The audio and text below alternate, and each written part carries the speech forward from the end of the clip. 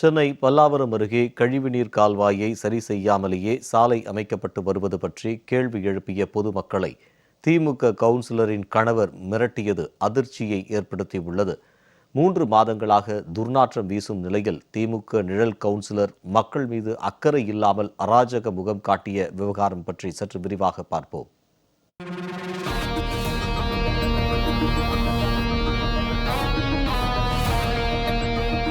செங்கல்பட்டு மாவட்டம் தாம்பரம் மாநகராட்சிக்குட்பட்ட பல்லாவரம் 13வது வார்டு கவுன்சிலராக திமுகவின் ரேணுகாதேவி பரமசிவம் பதவி வகித்து வருகிறார். அவரது வார்டுக்குட்பட்ட பகுதிகளில் கடந்த ஆண்டு பெய்த கனமழை காரணமாக வீடுகளுக்குள் தண்ணீர் புகுந்தது.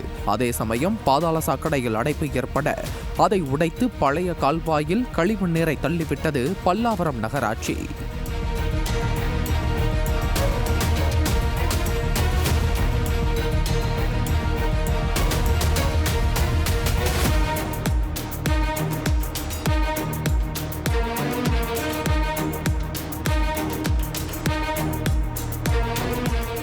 இதனால் வீடுகளுக்கு முன் பல மாதங்களாக கழிவுநீர் தேங்கி நின்று கடந்த 3 மாதங்களுக்கும் மேலாக துர்நாற்றம் வீசி வந்தது.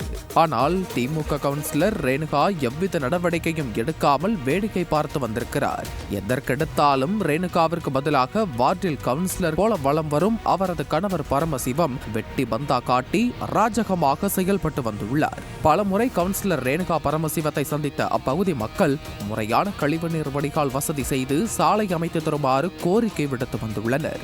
இந்த நிலையில் 13வது வார்டுக்குட்பட்ட பகுதிகளில் சாலை அமைக்கும் பணிகளுக்கு டெண்டர் விடப்பட்டது. இதனையடுத்து பணிகளை துவங்கிய ஒப்பந்ததாரர் கழிவுநீர் கால்வாய் பாதையை சரி செய்யாமல் சாலையை அமைக்கும் பணிகளில் ஈடுபட்டதாக கூறப்படுகிறது.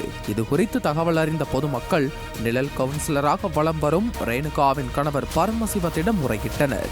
அப்போது வார்டு மக்களுக்கு உரிய பதிலளிக்க மறுத்த கவுன்சிலரின் கணவர் பொதுமக்களுக்கு மிரட்டல் விடுத்த வீடியோ வெளியாகி உள்ளது. 3 மாசமா இங்க தண்ணி 6 மாசமா நிக்குது.